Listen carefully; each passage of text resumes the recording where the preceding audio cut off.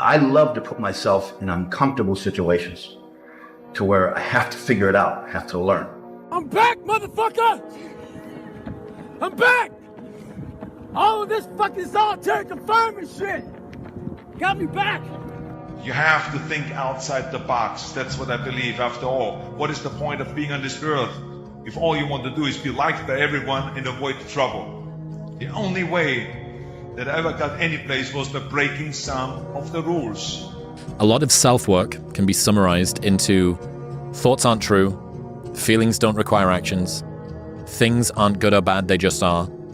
Our greatest enemy is ignorance. To change your life, change your surroundings. Our actions, not our pasts, define who we are. The most dangerous man in the room is never, ever, ever the loudest man in the room. The loudest man in the room is the most insecure man in the room. And that's why they put off so much flash and vibe. People only root for people who don't need it. Like, the amount of times when I was on my lonely path where I was too different from the friends that I had, but not successful enough to be friends with the people that I wanted to be friends with. That's when you want people to root for you. That's when you want people to support you. Once you've already won, people are like, he's amazing, he's so good. But like, that's the time when you need it the least. Mental toughness is a perishable skill. Just because you went through some training once and you got through it doesn't mean it lasts fucking forever. And that's where most people hated me in my life, because I realized that. You don't just say, oh, I got it, I'm checked off, I'm good for the rest of my life. That's why you have to recall. You recall on fucking everything. And you definitely must recall when it comes to the mind. That is one of the biggest requalifications you must have. And when you're at that level, you gotta recall every fucking day, not once a year. Your biggest enemy is you. People don't understand it's you against you. The only person that gets in your way is you. Nobody else. It's you. Sun don't stop for nobody, man. Sun don't fucking stop. Sun gonna be up in the morning regardless.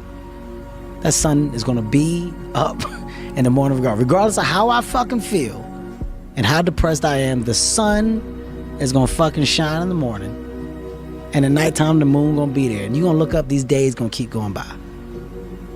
So do you let the days go by and look up and you done wasted a year doing what? Or do you just pick it up?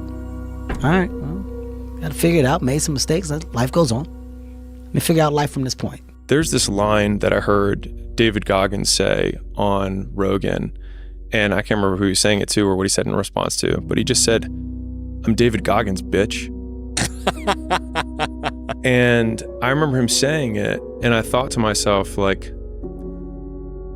you want to be able to say that in the mirror to yourself and not laugh at yourself. Mm-hmm. And the only way that I can do that is know that when no one's watching, I work harder than when they're watching. And thinking about it like that has given me this persistent and ever-present scorecard or third party that's like, no one's watching, which means now you have to work, because otherwise you're full of shit.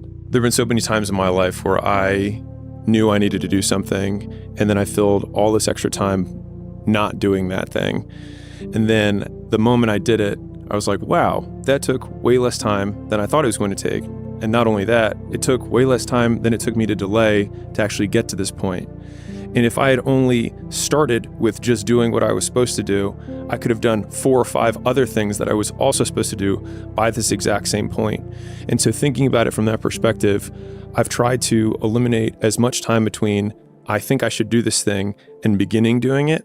And I think you get this positive reinforcement cycle that occurs every time you start. I call it pulling the thread. It's like, I just need to start pulling the thread. And then all of a sudden what feels really unknown becomes very tangible. And you're like, oh, I understand the 6 problems I have to solve to do this big thing. But now I know the problems. And then it feels like you can wrap your arms around it. And then you can start taking it one bite at a time. When we talk about mindset and beliefs, we talk about limiting beliefs as sort of being the ceiling of your potential. How you think about yourself, whether positively or negatively, that's probably what your potential is.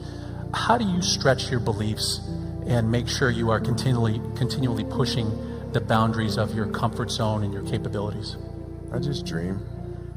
I dream. I have dreams, and dreams is they should be pure. I think a lot of times, when we're born into this world, we actually wind up going backwards, and it seems like the more we mature, the more responsible our dreams become, and the more governors we put on ourselves and our ability to dream and to reimagine. And it's always a fight for us parents and for you guys to make sure that your dreams always stay pure. And so it's not a matter of pushing beyond your limitations or expectations. It's really a matter of protecting your dreams, protecting your imagination. That's really the key. And when you do that, then the world just seems limitless. You might not reach the best version of yourself in this lifetime, but a better one than you are right now. The main point is to find something that you are not standing still where you are right now. At least prepare yourself slowly, step by step, to get out of that hole right now. And I think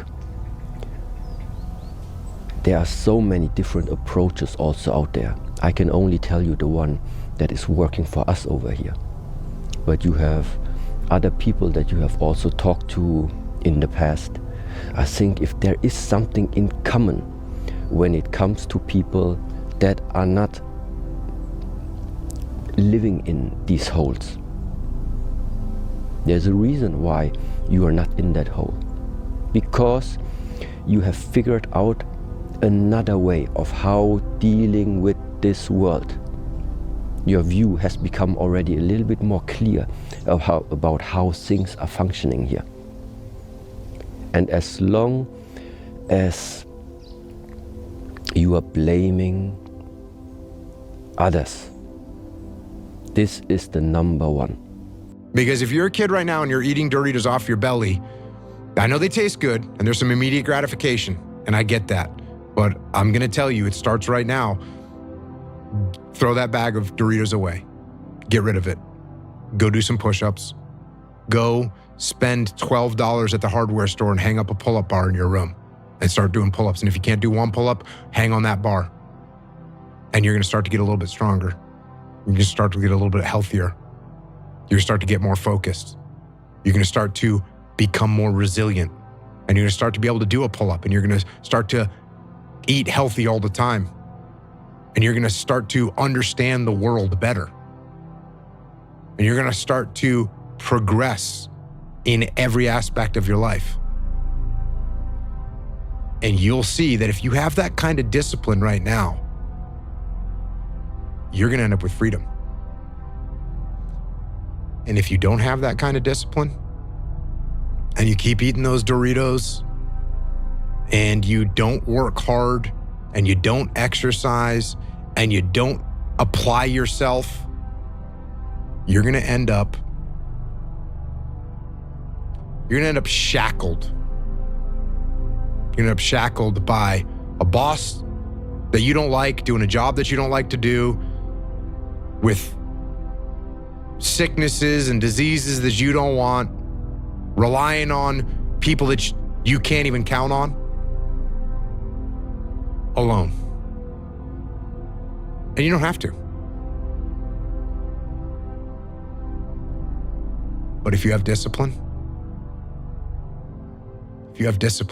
you will attain freedom. There's a sacrificial element in maturation, right? You have to sacrifice the pluripotentiality of childhood for the actuality of a frame. And the question is, well, why would you do that? Well, one reason is it happens to you whether you do it or not. You can either choose your damn limitation, or you can let it take you unaware when you're 30, or even worse, when you're 40. And then that is not a happy day. I see people like this, and I think it's more and more common in our culture because people can put off maturity without suffering an immediate penalty. But all that happens is the penalty accrues, and then when it finally hits, it just wallops you, because when you're 25, you can be an idiot. It's no problem. Even when you're out in a job search, it's like, well, you don't have any experience and you're kind of clueless. It's, yeah, you're young, you know, it's no problem. That's what young people are like, but they're full of potential. Okay, well, now you're the same person at 30. It's like people aren't so thrilled about you at that point. It's like, what the hell have you been doing for the last 10 years? Well, I'm just as clueless as I was when I was 22. It's, yeah, but you're not 22. You're an old infant, right? And that's an ugly thing, an old infant. So, part of the reason you choose your damn sacrifice, because the sacrifice is inevitable, but at least you get to choose it. And then there's something that's even more complex than that in some sense, is that the problem with being a child is that all you are is potential, and it's really low resolution. You could be anything, but you're not anything. So then you go and you adopt an apprenticeship, roughly speaking, and then you become something. And when you're something, that makes the world open up to you again. You know, like if you're a really good plumber, then you end up being far more than a plumber, right? You end up being a good employer. Not that plumbers, I'm not putting plumbers down. It's like more power to plumbers. They've saved more lives than doctors. So, hygiene, right? So, you know, if you're a really good plumber, well, then you have some employees, you run a business, you train some other people, you enlarge their lives, you're kind of a pillar of the community, you have your family. Once you pass through that narrow training period, which narrows you and constricts you and develops you at the same time, then you can come out the other end with a bunch of new possibility at hand. And Jung talked about that. He thought that part of the proper path of development in the last half of life was to rediscover the child that you left behind as you were apprenticing. And so then you get to be something and regain that potential at the same time. In my life, and I love being able to pass that information. Don't be that guy, man. Don't gatekeep the knowledge. I don't. Leave it all out there, man. I try to get, you know, the hard part for me is people don't want to listen all the time. You know, it's like literally try to give them, you know, as much information as possible, and it's up to those people whether they want to adopt that information or not. But, you know, that's, again, part of it, again, is not becoming attached to whether they do it or not. It's just, was I there and available? I gave them the best that I had. And if they choose to take the information, I met a guy earlier today that he said the most amazing thing to me. He didn't have a father growing up. He and his brother worked 4 jobs, and he found a poster of me when he was 14, and it was his inspiration. He said he kept on his wall his entire life, and used me and my story as motivation for him to make his life the way that he wanted to. And he had he's married, he's got a 9-month-old, and got a beautiful wife, he said, very tight with his mom, bought her a house, and he's making it, you know. And I think those are stories to me that I'm like, fuck, you think I'm an inspiration? You're an inspiration to me. Yeah. You know, and I hear stories like that, and it just makes me want to feel like I want to get up every day and do a little bit better myself. Yeah. I mean, man, we've seen you tackle on everything in your life, whether it was sports, it was competition, now it's the business world. Was there anything that you were procrastinating to face head on? I'm not a procrastinator, so I think in general the answer would be no. I feel like I have another good friend, and again, he says the fish just don't jump in the boat. You know, meaning you better go out there and do it yourself. You know, don't fucking wait around and wait for someone to hand deliver something. Go make it happen. You know, the fish don't just jump in the boat. If you want to go catch them, go catch them. You know, throw that line in the water and go do some work. And if it doesn't work that day, do it again the next day. So, you know, I think the procrastination, that's probably not good for any of us. You know, I think we want to go out there and do it, go out there and make it happen. Some days it gets tough. It does. Some days it gets tough. And I think the part of it, that noble mentality is, you know, fuck your tired body, fuck that unmotivated mind, and get out there and do it anyway. You know, you better fight yourself, because you're not only winning when things are going your way. You got to figure out how to win when things aren't going your way. You got to figure out when your body's fighting you, when your mind's fighting you. How do you still, you know, just say, fuck it, I'm gonna beat my mind today? Or do you just give in to your mind and say, oh, I'm tired today, I'm lazy, I don't want to do it, it's too hard, no one else is doing it, it's a weekend, it's too late, these are already off hours, oh, exactly what I want isn't happening right now. Like, okay, great. You know who that's great for? Your competition. You want that attitude to permeate the people that you're competing against. You want them to give in to their mind. You want them to say, oh, it's too hard, I can't do it. But you want to be the one that says, fuck it, I'm going to do it anyway. I know I don't feel good today, but I'm going to go out there and I'm going to prove to myself that even on days that it doesn't feel right, I push myself. The only way to gain confidence in yourself is to build something. It's not to wait for it to happen. Hey, Vic, your life just happened in front of you. Just show up today and make it happen with Tom. No, you had to do a lot of shit today to get to this day that no one really knows except you. So that's why you appreciate it, because you had to go through a lot of stuff to get to this day. Now, only you know what it took to get here, and that's why you value it. So other people on the outside in may say, oh, Vic, you're so lucky. You get to do this, and you get to be, you know, you have all these followers, you have these people that pay attention to you, you get to do these cool things. Well, yeah, but in your mind, you're probably still the same kid, you know, with your brother and your other brother and your sister and your dad and your mom. You're like, no, no, no, you guys don't know, remember where I came from. And this is why I value this, because I have perspective. Yeah.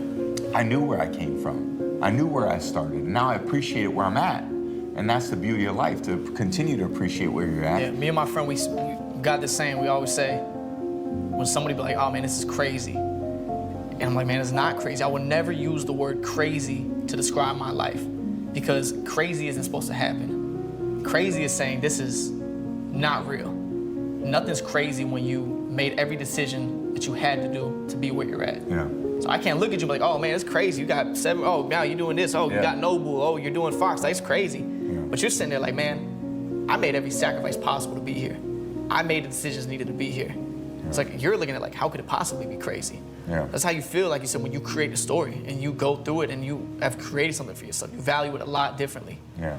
Do you still feel like an underdog? Like, is there still a 6th round